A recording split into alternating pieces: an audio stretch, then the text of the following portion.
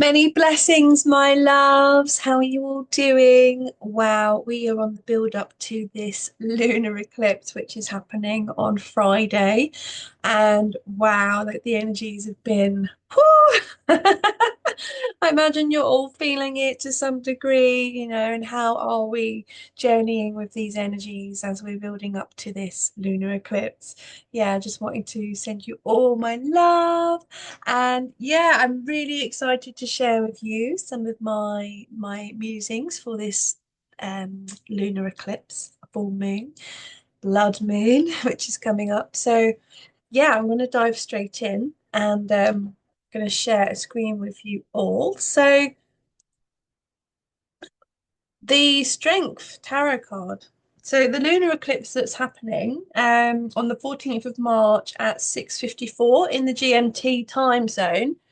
So this is the Strength Tarot card, which when we look in the sky in a moment, we will see um, that where this lunar eclipse is happening in the sky is right at the end of Leo, at the beginning of Virgo. So it's on the cusp. So the south node of the moon, which is why we have a lunar eclipse, because the nodes of the moon are what create the eclipses from the nodes of the moon. So the node of the moon, the south node, is right at the end of Virgo right now and will be soon to move into the stars of Leo. So we won't be having a lunar eclipse in Virgo again for a while, for a few years now. So this is it feels like a big completion, for us with this lunar eclipse. Um, like the ending of an old cycle.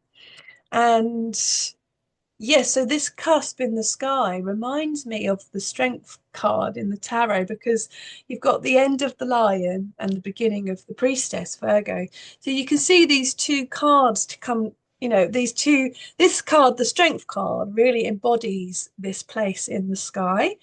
And you can see like the priestess is like, she doesn't have to force or coerce the lion in any way. It's like she channels her inner strength and wisdom to subtly control the raw power of the lion.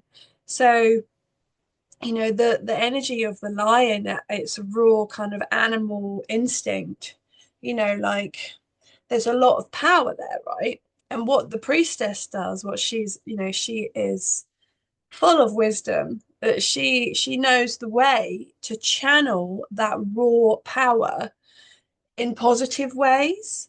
So it's like channeling the creativity as well, because the Leo energy is a very creative energy, but the passion and the courage and the all of the qualities that the lion really embodies, she has the wisdom to, yeah, channel that and apply that wisdom, that the wisdom that she has to um yeah, influence that lion, influence the power, and yeah, in positive ways.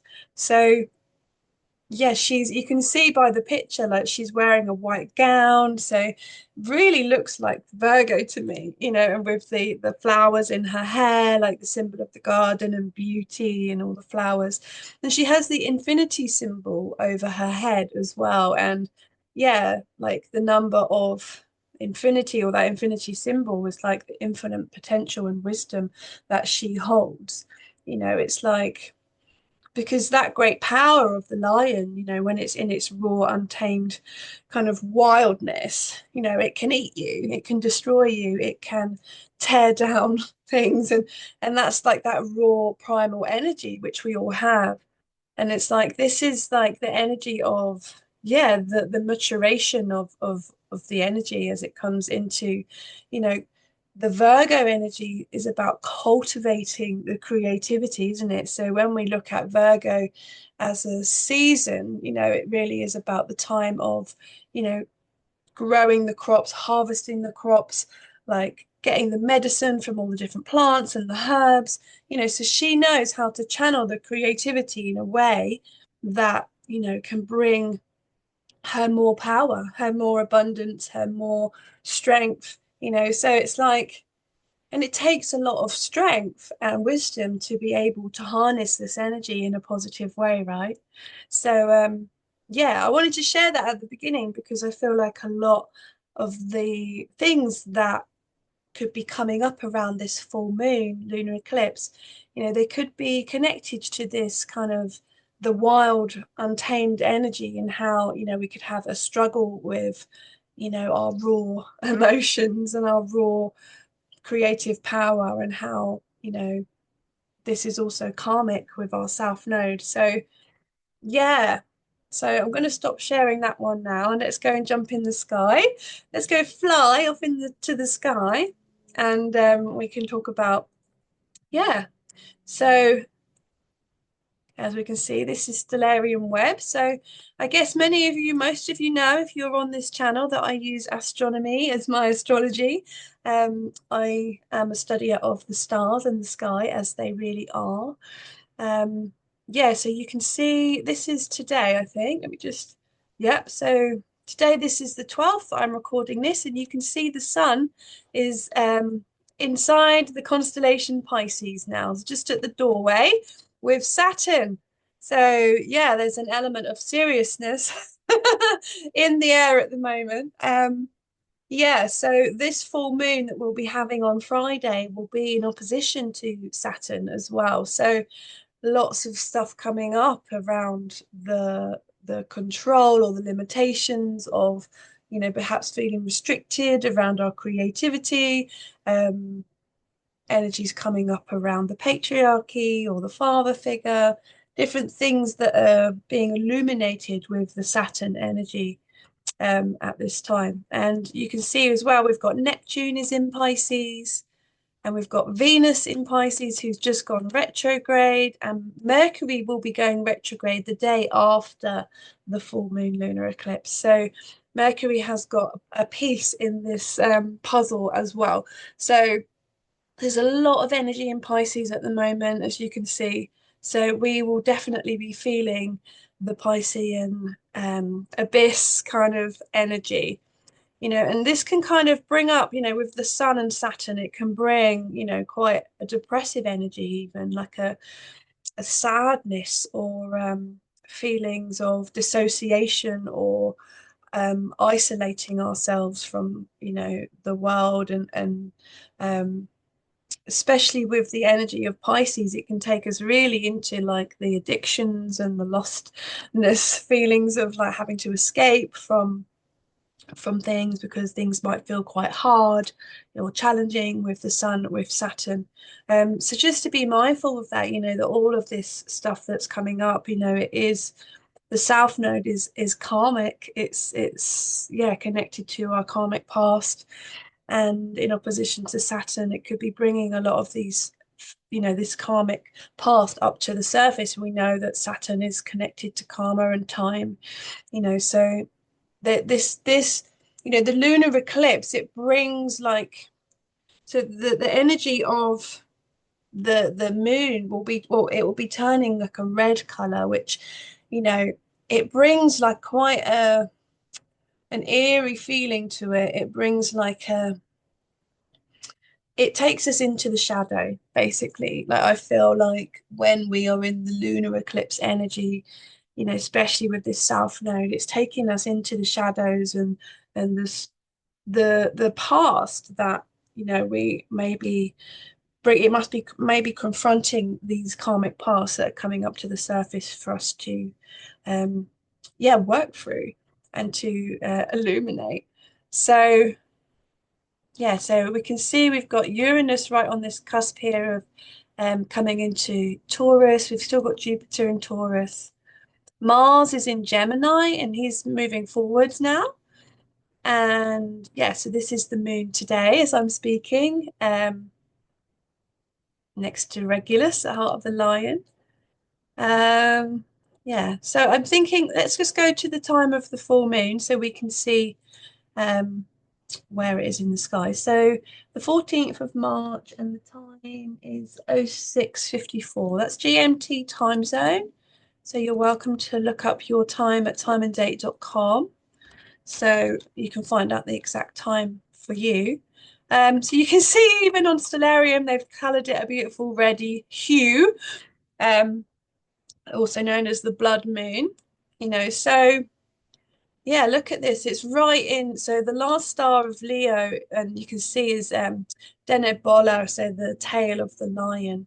And you can see the stars of Virgo, and like this is the first star of Virgo, the head of the Virgo constellation. So really, the moon, I would say, is embodying both of these energies at the time of the eclipse. And yeah, the south node of the moon is just about here as well in the last degree of Virgo.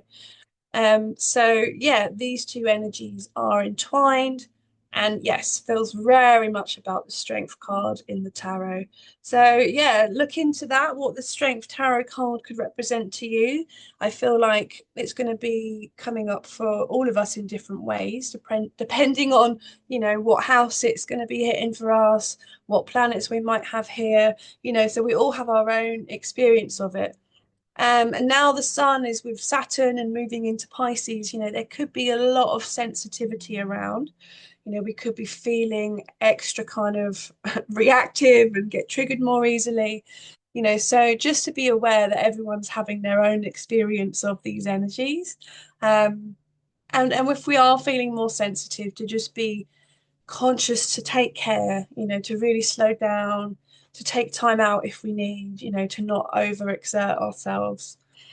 So the energy of, the Virgo energy, as I've said, this place in the sky here, it's a lot to do with um, the way that we channel our creative energy in a positive way, but it's also the Virgo specifically can be about health and well-being, and how we could use this place in the sky to really, we could be having a lot of stuff coming up around our health, our well-being, and how, yeah, we could be looking at different ways that we could heal our body, heal our physical well-being. This is the great time, to be going on cleanses and doing different practices that really help to support our body, during this time. A really great time to, especially with Saturn now moving into Pisces, we could be using the discipline energy of Saturn to anchor into spiritual practices and just really good practices that routines even that are really supportive for us, like having a morning routine, when we get up, having specific herbs, maybe doing some breathing exercises, or just getting into a rhythm of finding ways that we can be, really taking care of our physical body, with the Virgo energy, and also connected to spirit, connected to source. And the more we take care and nurture our body, and the more we make space, to breathe and to be present, the more, our channel can become clearer to source energy. So this is really great things to be looking at around this eclipse time. Um, yes, so we can see these two energies are really working together with this full moon. So yeah, taking care of our body, and yeah, maybe being in service to our well-being. Um, yeah, so let's go and look at the chart. I'm going to do some drawing on it for you. So you can see here, this is the south node of the moon, which is right at the end of Virgo, and then the moon coming up at the lunar eclipse at the um, sorry, it's the first degree of Virgo, the last degree of Leo, to this place in the sky. And when we come all the way over, as I said, we've got the sun just moved into Pisces with Saturn, who's now in Pisces, close to the North Node. We've got Neptune hiding there under the ascendant as well, and Venus is right there, and Mercury is right there. So we've got a lot of energy over here in Pisces. We've got Chiron as well, and Eris. It's the Pisces party. So yeah, there's an energy of, I feel like with um Venus is retrograde. So she's having a really reflective time now around her money, her value, her resources, her relationships.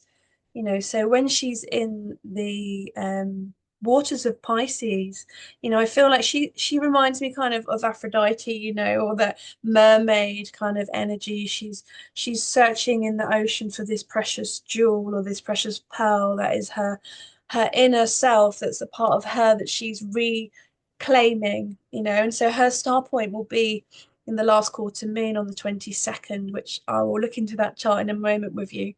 Um, and that's I feel like that could be a real big turning point for the Venus energy and how we may, find a part of ourselves or rekindle something that was lost, from the dark, from the waters of Pisces.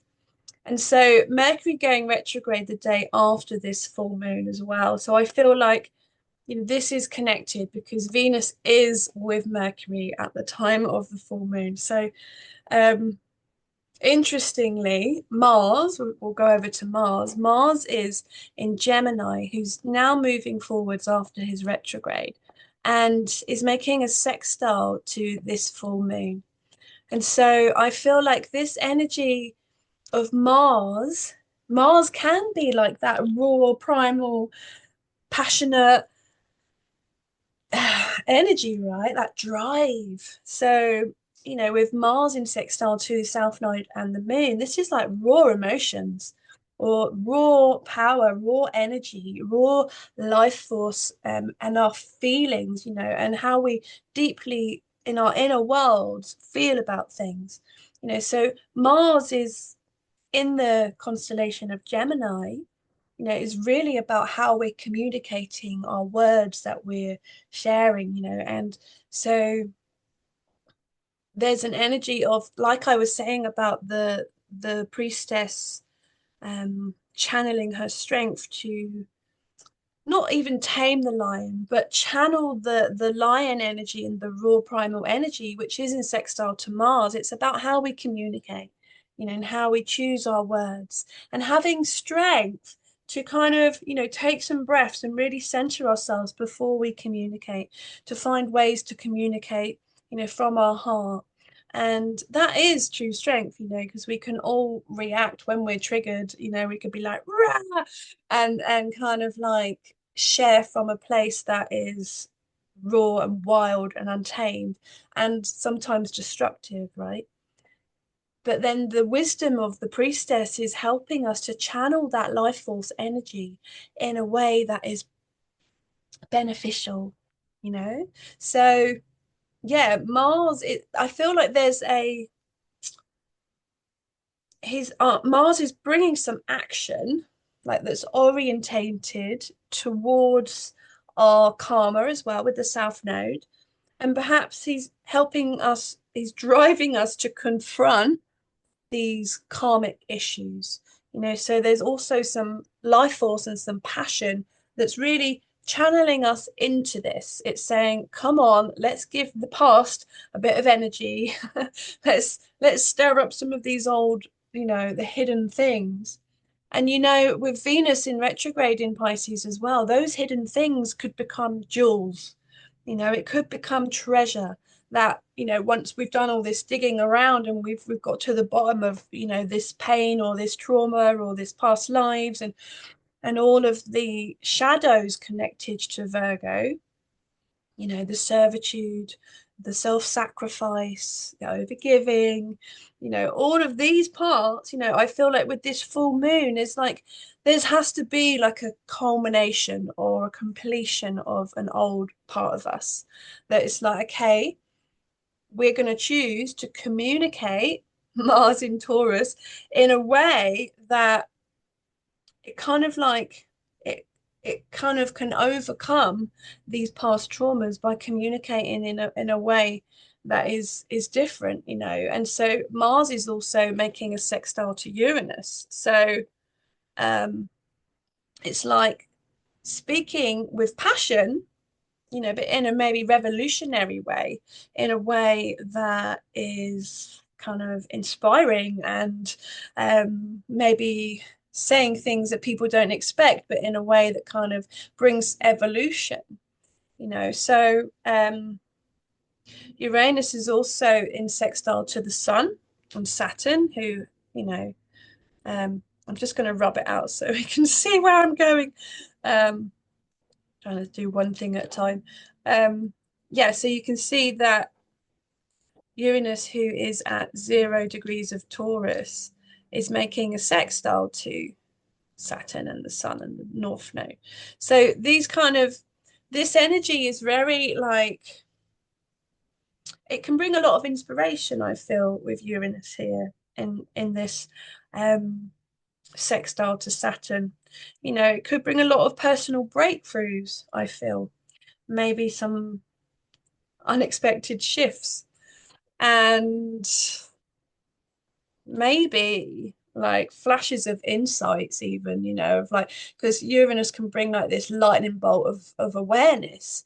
So this could bring like, I feel like the Uranus energy could bring like a lightning bolt of awareness of maybe perhaps ways that we have limited ourselves, or in trine to the South Node, ways that we may sabotage or sacrifice our own well-being, to be in this kind of overgiving kind of place, you know.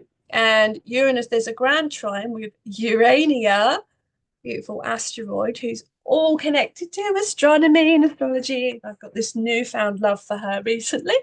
So anyway, she's got this grand trine energy. So to this full moon lunar eclipse. And so this takes me into exploring uncharted territories, you know, like revolutionizing and exploring the cosmos, the stars, the like the deepest knowledge that's within the universe. I feel like these energies together, it's like I feel like the priestess energy of Virgo, with the power and the life force of the lion. I mean, there's a lot of energy here. And like I said, with the strength card in the tarot, that's got the infinity symbol on it. I'm going to try and draw it. Whee! There you go. So this is like infinite potential and wisdom. And I feel like that wisdom comes from here. It comes from the Urania. It comes from the way that we map the universe and the cycles of the stars and the planets and the cycles of nature and how it's all bloody connected. um, so yeah, I feel like, there is a great potential here for huge kind of inspiration and insights. And the priestess energy, I'm thinking of Isis. I've for a long time connected the Virgo energy to Isis, so like the old temples and the old structures that were built, this is opposing Saturn, so there could be coming up lots of old memories or old karmas connected to old structures, that may have been built in connection to Virgo and in connection to the priestess and the goddess. So it's all kind of like, yeah, all coming up for a reason, right? So let's just erase all of that. Whee! I love my pretty drawings on things. Okay, so where are we going to go from here? So yeah, so we can see that Mars is still in this trine to Vesta, who's in Libra, who is in trine to the Sun and Saturn. So this trine has been going on for a little while now, and I feel like it's bringing a lot of shifting energy. I think like around our spiritual practices with Vesta, what we're devoted to, kind of coming with the intention to create more balance within our relationships and within our, spirituality. Um, and so I feel like this is really great, this trine to Saturn, because as I've already shared, it's a great time to be focusing our mind and trine to Mars and in Gemini, focusing some dynamic energy to our spiritual practices, So creating like this could be really great for, I feel like, breath work or sound healing, for even, meditations or mantras, yoga, all of the kind of things to do with the the structures of the voice and the sound, like singing. Um, it feels like quite a musical energy as well. So musicians could be feeling quite inspired with this trine at the moment. Um, and yeah, so that was that aspect. I think I've already talked about that a bit in my new moon report, because it was there then as well. Um, so yeah, what else did I want to share? Oh, yeah, we can see that we've got this squarey square, T square. Let me just get my highlighter out. So we've got Ceres in Aquarius, yeah, and she's making a square to Juno in Scorpio, and she's also squaring Jupiter in Taurus. So yeah, this could be bringing up old woundings, I feel, um, to do with our childhood and like Ceres connected to the way we nurture, the way we feel supported. So I feel like in Aquarius, she could be feeling like the alien or outsider in some way, especially in like this square to Juno and Scorpio, like maybe feeling like there's secrets within the community or not quite feeling part of it. Something could be coming up around our self-worth with Jupiter in Taurus, maybe not feeling valued within the community or the collective or the tribe.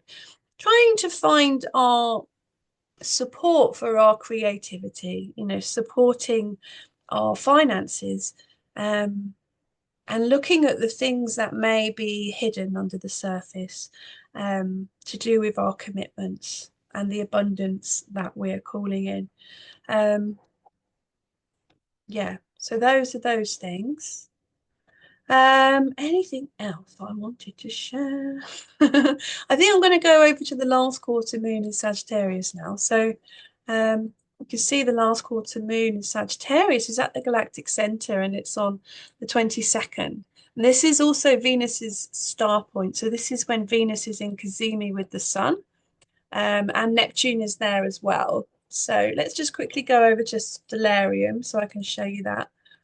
Um, yeah, so you can see the moon on the 22nd as its last quarter, and it's at the beginning of Sagittarius. So this is right at the galactic center. I'm going to write in the butterfly cluster because that's where I always go when I'm looking for the galactic center. So yeah, it's around about here. And you can see the moon is right there, so close to it. And yeah, so Venus, you can see Venus is conjunct the Sun and Neptune. So this is a really powerful day for all the Venusian lovers out there. I feel like this day, because we're in connection to the galactic center as well. So jumping back to the chart, so you can see that Venus and the Sun and Neptune are going to be in square to the moon at the galactic center.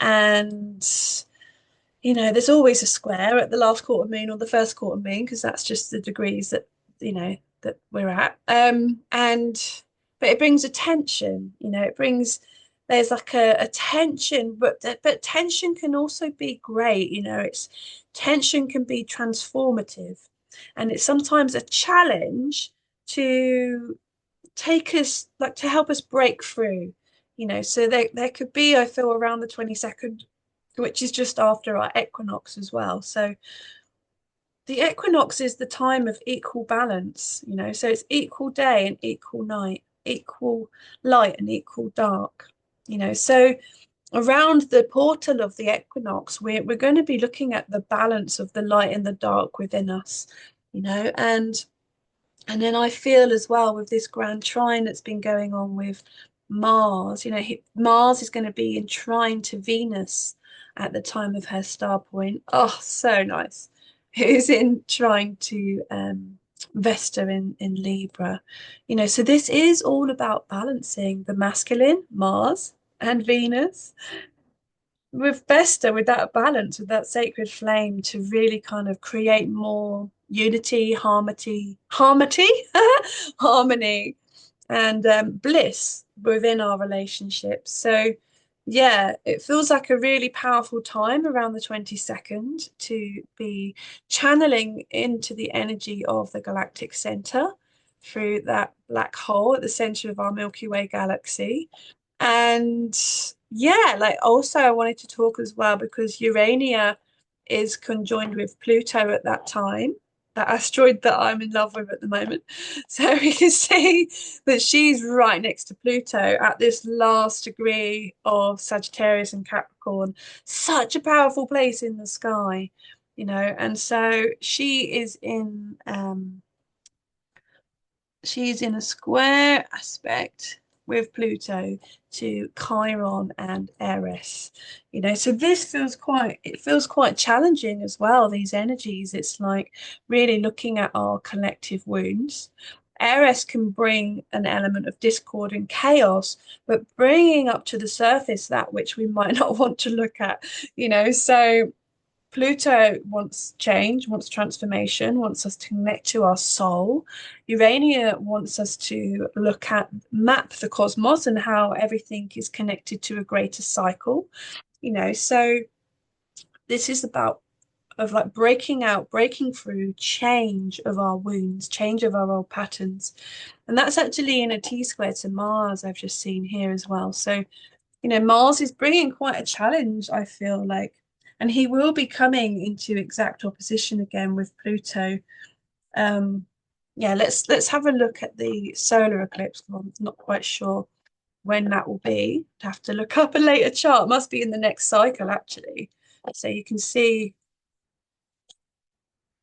there's Mars and Pluto's over here. So as Mars moves around and comes like opposite Pluto. We're going to feel that again because we had that last time. Do you remember Mars was opposing Pluto for ages and then went retrograde and opposed him again? And that was quite a lot of intensity that we were feeling as that happened. And so that will be coming again, you know, so we can feel this energy of Mars opposing Pluto building. And at the same time, you know, we've got Saturn coming closer and closer to Neptune. We've got Venus in her retrograde with Mercury, you know, so there's a lot coming up around power, around money, around resources, around value, you know, and Uranus coming into Taurus, this is going to be bringing shifts and changes around money, around resources, around the physical, around the earth, you know, so it's going to be revolutionizing the earth and all of the money and the assets and the possessions, you know. So yeah, big times, my darlings. Um, yeah, I'm just tuning in to anything else I wanted to share. Um, Yeah, so this is the solar solar eclipse chart, which will be happening. So the new moon solar eclipse is happening on the 29th of March at 10:57 in the GMT time zone. So I will come back and I will do in 2 weeks another report for that. So yeah, I won't go into that much more now. So where we are now, we are at this coming up to this lunar eclipse in at the end of Virgo, at the end of Leo, beginning of Virgo here in the sky. So yeah, the ending of an old chapter, you know, it's about, yeah, looking at as well like the way that the past, the things that are in the past that may frame, you know, our reality. And I feel like with the South Node, there is an element of kind of having to take off an old skin, you know, closing an old chapter to make space for the new to come in, you know. So there's a real active force here with Mars to really kind of bring us into that action orientated change of the karma, you know, especially with Mars in sextile to Uranus as well. So this is a real changing time, and I feel like so many of us could be driven to really driven with Mars to confront our old karmic issues to do with Virgo, the priestess, and yeah. So yeah, my advice would be to take care of ourselves, drink lots of water, take lots of rest. You know, I feel like the Pisces energy now, the sun in Pisces, it can be a really internal period of time, you know. So we may be feeling like we want to be more solitary, kind of, we may be feeling very sensitive in groups, you know. So just to be aware that if you feel like that, that's okay, and that we can take the space that we need to, yeah, be in our own energy if that's what's serving us at this time. So, yeah, I think that's all for today, my lovelies. I hope you've enjoyed it. And yeah, I look forward to seeing you all at the solar eclipse. So, lunar eclipse, blood moon blessings, blessed be. And I'll see you on the other side. Mwah! Lots of love.